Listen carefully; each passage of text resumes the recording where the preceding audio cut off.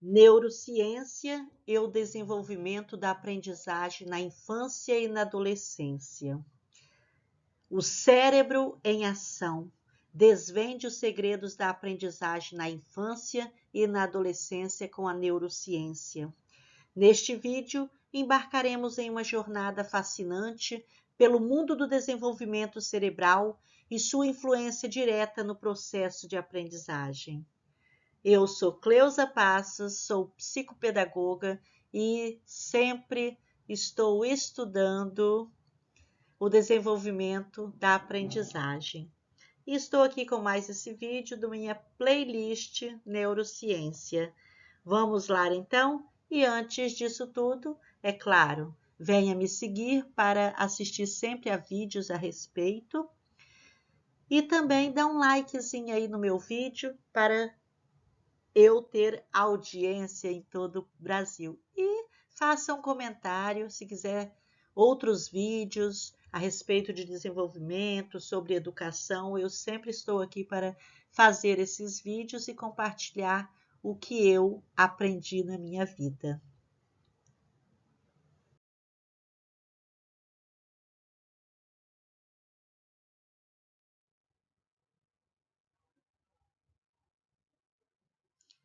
Neurociência, conceitos básicos. A neurociência é o estudo do sistema nervoso, incluindo o cérebro, a medula espinhal e os nervos. Ela busca compreender como o cérebro funciona e como isso afeta o comportamento e a aprendizagem. E qual a importância da neurociência? É essencial para entender o processo de aprendizagem da criança. Ela nos permite compreender como o cérebro se desenvolve desde o nascimento até a adolescência e como diferentes estímulos e experiências podem impactar esse desenvolvimento.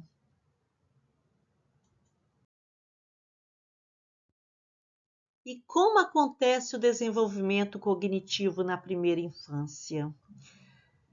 É um processo complexo e crucial para o crescimento e aprendizagem da criança. Durante os primeiros anos de vida, a criança passa por várias etapas e marcos importantes no desenvolvimento de suas habilidades cognitivas. Então, agora, nós vamos para as principais etapas do desenvolvimento cognitivo na primeira infância.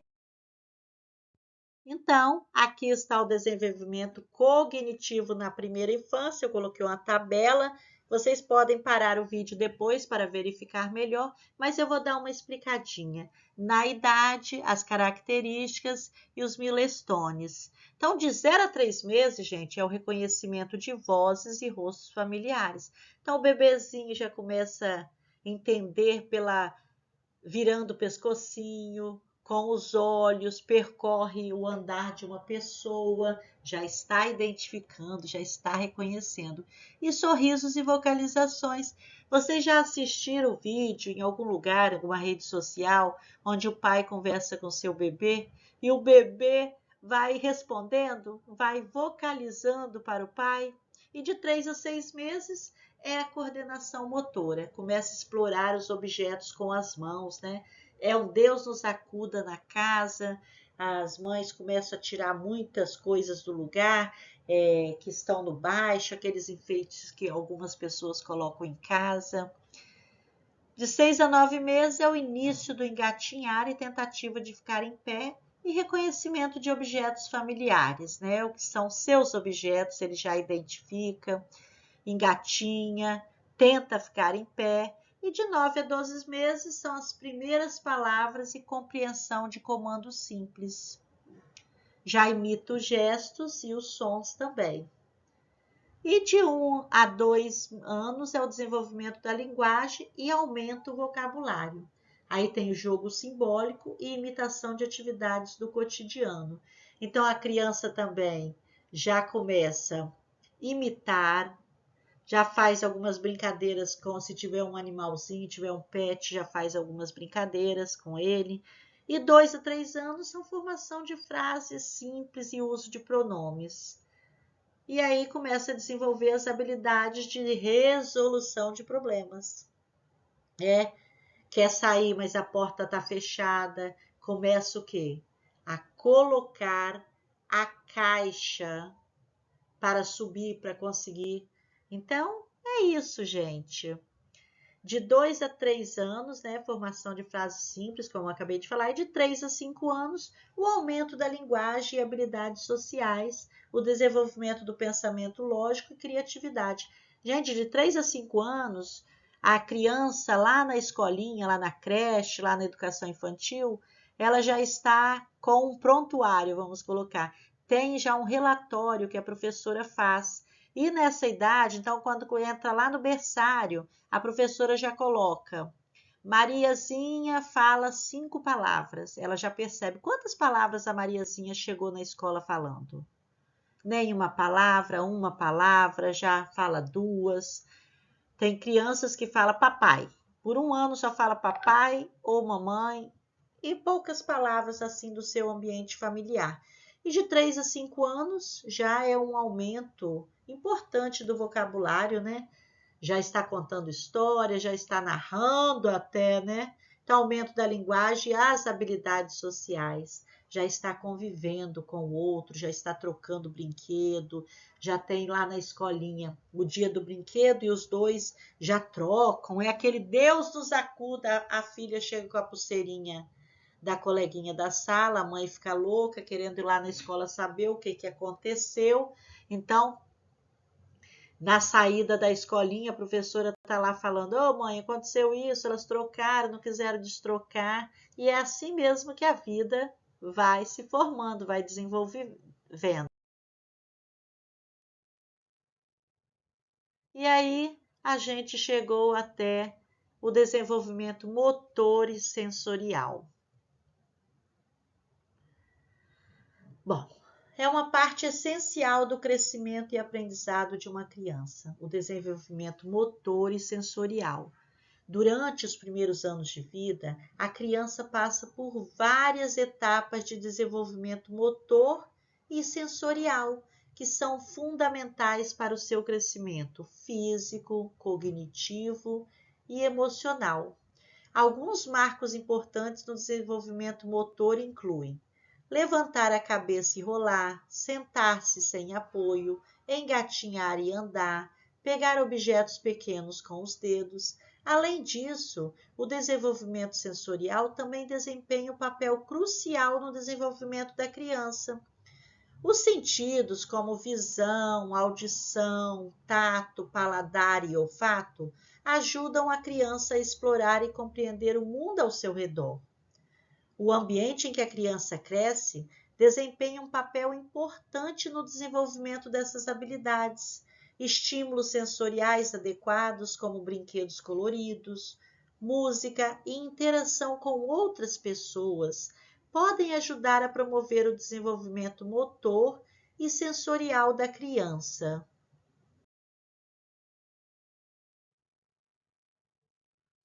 E aí, gente, na aquisição da linguagem, tem as fases do desenvolvimento.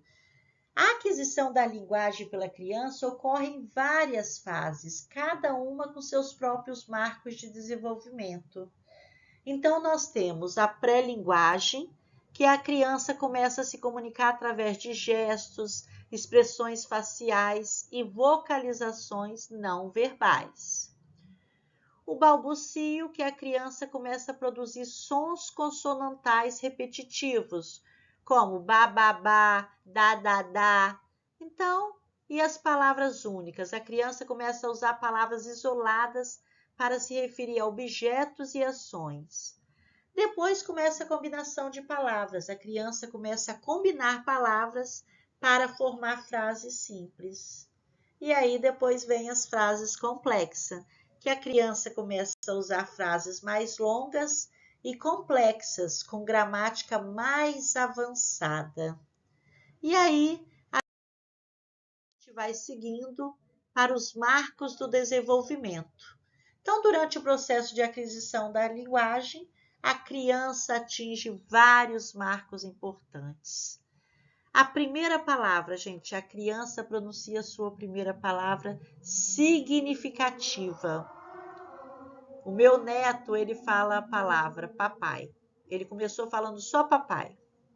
E ele usava a palavra papai para se referir ao papai e a todas as demais coisas importantes para ele. Então, a mamãe também era papai, o vovô era papai, a vovó era papai, os objetos, papai. E aí depois ele descobriu que era importante ele aprender outras palavras que não estava dando muito certo. Quando a família descobriu, começou também a provocá-lo, não atendendo a qualquer papai. Vocabulário em expansão. A criança começa a aprender e usar um número crescente de palavras. Então, foi isso que eu falei. Descobriu que ele precisa usar outras palavras e começa a falar outras palavras. Frases de duas palavras. A criança começa a combinar duas palavras para formar frases simples, como mamãe, mamãe bola. Então, para mamãe pegar a bola, né? Depois vem compreensão de perguntas. A criança começa a entender perguntas simples, como: onde está o brinquedo? Depois temos o uso de pronomes. A criança começa a usar pronomes como eu e você para se referir à mesma e aos outros. E aí nós temos o processo de aquisição da linguagem, é fundamental para o desenvolvimento cognitivo e social da criança e ocorre de maneira natural e progressiva ao longo dos primeiros anos de vida. E o desenvolvimento social e emocional, a gente vê o desenvolvimento das habilidades sociais, que é fundamental para a criança aprender a interagir e se relacionar com os outros. Então, através de brincadeiras e atividades em grupo, a criança aprende a compartilhar, cooperar e resolver conflitos de forma saudável. E aí vem a importância das interações sociais, que desempenham um papel crucial no desenvolvimento social e emocional da criança. Através do contato com outras crianças, familiares e adultos, a criança aprende a se comunicar, expressar emoções e desenvolver empatia. Por isso que aquelas casas que tem muitas famílias morando juntos, aquelas famílias antigas, as crianças começavam a falar muito cedo, né? E elas interagiam com os outros bebês, eram bebês, crianças, adultos, jovens, todo mundo ali e alguém ia tomar conta das crianças, porque sempre tem alguém que vai tomar conta das crianças lá. E é o que estiver restando que vai tomar conta e vai estar também ajudando no desenvolvimento daquela família. O ambiente familiar, gente, desempenha um papel fundamental no desenvolvimento social e emocional da criança. Um ambiente acolhedor, com interações positivas e apoio emocional, contribui para o desenvolvimento saudável das habilidades sociais e emocionais da criança.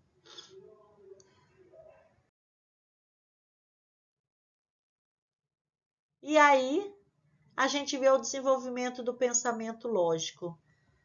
O pensamento lógico é uma habilidade cognitiva essencial que se desenvolve na criança ao longo do tempo. Durante os primeiros anos de vida, a criança começa a desenvolver a capacidade de resolver problemas simples, como empilhar blocos ou encaixar peças de quebra-cabeça. À medida que a criança cresce, ela se torna capaz de resolver problemas mais complexos e pensar de forma abstrata. E aí vem a resolução de problemas, que é uma parte importante no desenvolvimento do pensamento lógico. À medida que a criança enfrenta desafios e encontra soluções, ela desenvolve habilidades como análise, planejamento, tomada de decisão e pensamento crítico.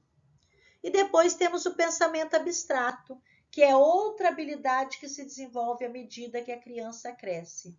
Isso envolve a capacidade de pensar em conceitos e ideias que não são concretas ou visíveis. O pensamento abstrato permite à criança fazer conexões entre diferentes informações e desenvolver um entendimento mais profundo do mundo ao seu redor. E aí, na adolescência, nós temos as mudanças cerebrais e comportamentais.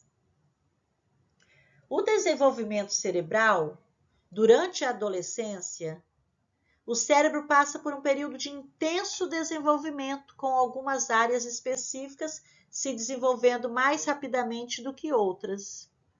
E aí, as mudanças emocionais e comportamentais vão acontecendo. A adolescência é uma fase de grandes mudanças emocionais e comportamentais.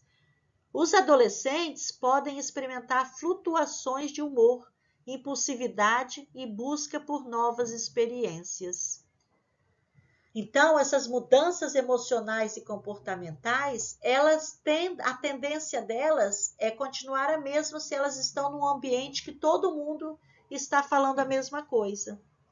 Então, é uma fase de grandes mudanças. Os adolescentes podem experimentar nessas flutuações de humor. Numa sala de aula do ensino médio, os adolescentes têm salas que todo mundo é calminho, tranquilo. Tem sala que todo mundo é mal comportado. Tem sala que todo mundo tem habilidades cognitivas rápidas. Por que acontece isso? Acontece, gente, porque todos ali estão se observando e vão tendo essas mudanças emocionais e comportamentais devido ao comportamento até do outro. Então, eles ficam muito parecidos. Então, por isso que a gente precisa ter vários ambientes para que as mudanças emocionais e comportamentais seja cada vez tendo um desenvolvimento maior para chegar a uma maturidade num tempo maior. Porque nós temos hoje em dia adultos chegando à maturidade com 30 anos, 32, 35 e outros nem com 40, 50 tem. Por quê? Porque não teve essas mudanças emocionais não fizeram parte de vários ambientes.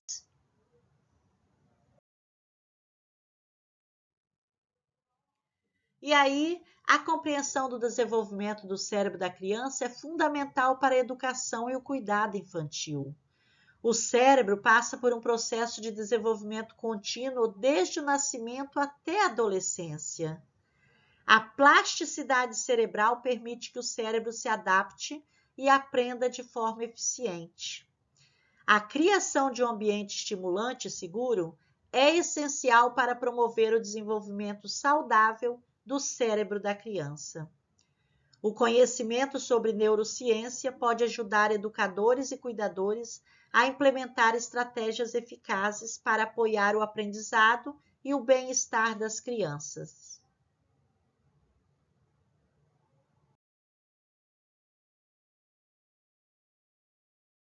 Eu sou Cleusa Passos, eu sou psicopedagoga, trabalho atualmente como pedagoga, faço palestras e estou sempre aqui nas redes sociais. Eu sou Cleusa Passos, como eu falei, minhas redes sociais Cleusa Passos, a pessoal, e a de trabalho é Passos da Aprendizagem. Estamos por aqui. Se não deu like, já pode dar o like, pode me seguir e faça um comentário pedindo vídeos que eu farei para você da melhor forma possível. Tá ok?